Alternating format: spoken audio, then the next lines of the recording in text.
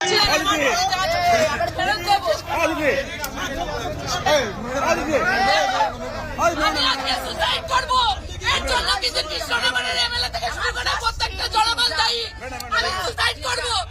একটা school teacher, আমার একটা সম্মান আছে, আমি সততার সাথে জীবন কাটিয়েছি।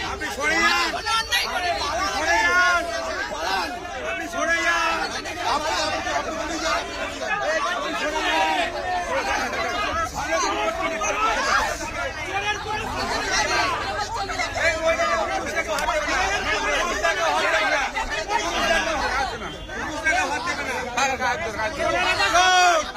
জীবন কাটে স্কুল টিচার, সততার শিক্ষা দিল।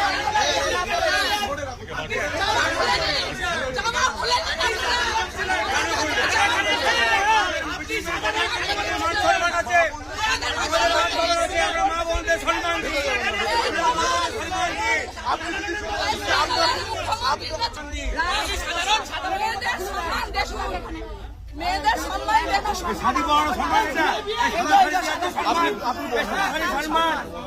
এই সম্মান সম্মান আমাদের ঘরের মা বোন মানুষের মহিলাদের পরিকল্পনা ছিল হিন্দু মেয়েদের হিন্দু মহিলাদের এই যে ভোটের পর আপনার ইলেকশনের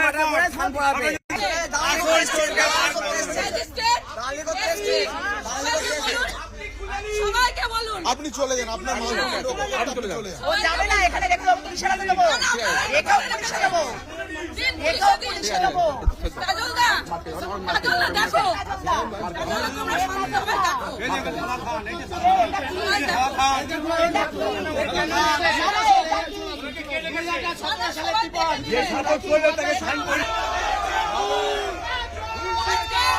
আজ আমি এইখানে দাঁড়িয়ে বলে যাচ্ছি, বিজেপির আসল রূপ মেয়েদের সম্মান।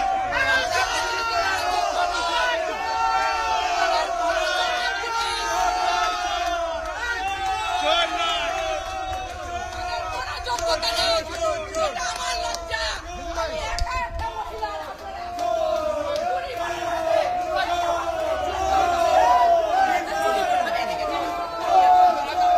আমার গাড়ি আছে ওইদিকে।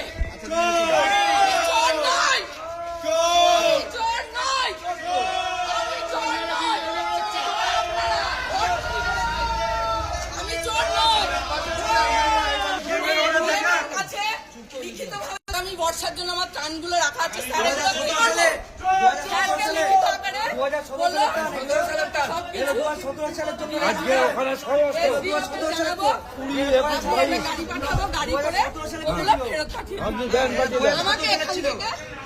আমার বাবা বললাম আপনি এখানে এলেন কেন?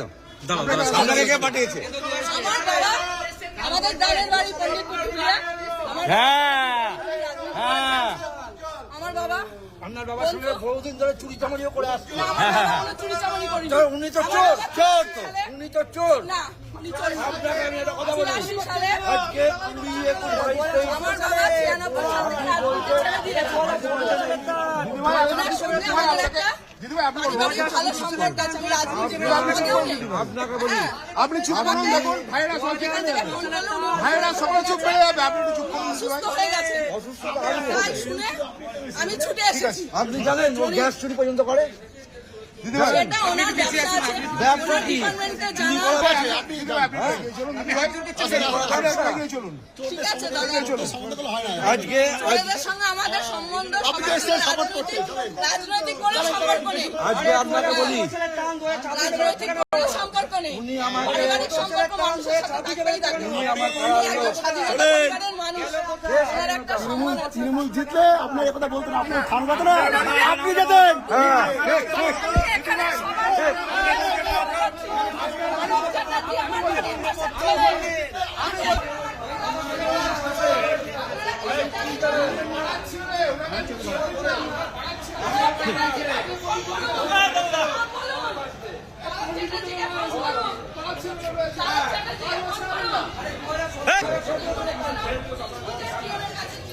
ঠিক আছে।